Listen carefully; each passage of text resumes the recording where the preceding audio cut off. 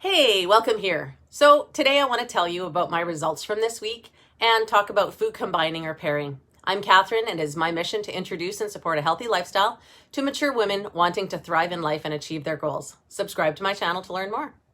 So the experiment is going great. I'm seeing new numbers on the scale and feeling great, feeling like I look thinner. So even if I'm not, and it's my imagination, it feels awesome. I have been sticking to my 8-hour eating window and eliminating wheat, dairy, and sugar. I do believe that sugar is the biggest thing and the hardest for me to eliminate. I do not eat that much dairy to begin with because of a book I read in my 20s, and I only occasionally indulge in bread. So I do like my treats though. Salty and sweet are my favorite. So speaking of the book that I read in my 20s, it was called Fit for Life, and I still think back to it occasionally. I was looking for something to educate me about diet, and I learned a lot from the book. In general, it talks about what you should and should not eat together. Like when you're eating meat, you shouldn't be eating starch. And when you're eating bread, same thing.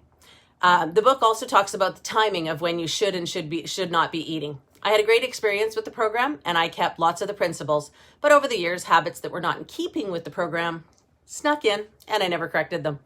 The one thing that did stick was that I learned about dairy. Most of us believe that dairy is good for us and where we get our calcium from. Well, I learned that the calcium in dairy is not really that bioavailable for us, and it doesn't necessarily help with strong bones. The calcium in milk is not very able for us to absorb. You get more bioavailable calcium from eating broccoli than you do from milk. I'm not saying that milk is bad for you, although many people do have trouble digesting milk and milk products.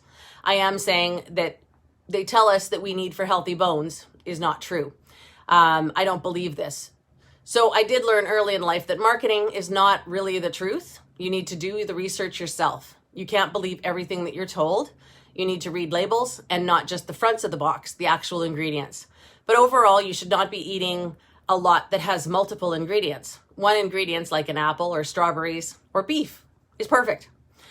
Now, don't get me wrong, there are times that we can indulge, but it's not every day. In fact, it's not even every week. Most people that I talk to about their diet say things like, I can't live without my daily blank, and fill in the blank with whatever you don't think that you can live without. But if you really look at, can we live without lots of things that are not necessary for our survival? That's just a choice that you've made and that you've decided that you didn't want to give it up. If your life depended on it, you would give it up without hesitation. Or at least most of us would. In actual fact, it's life-changing decision to give up some things.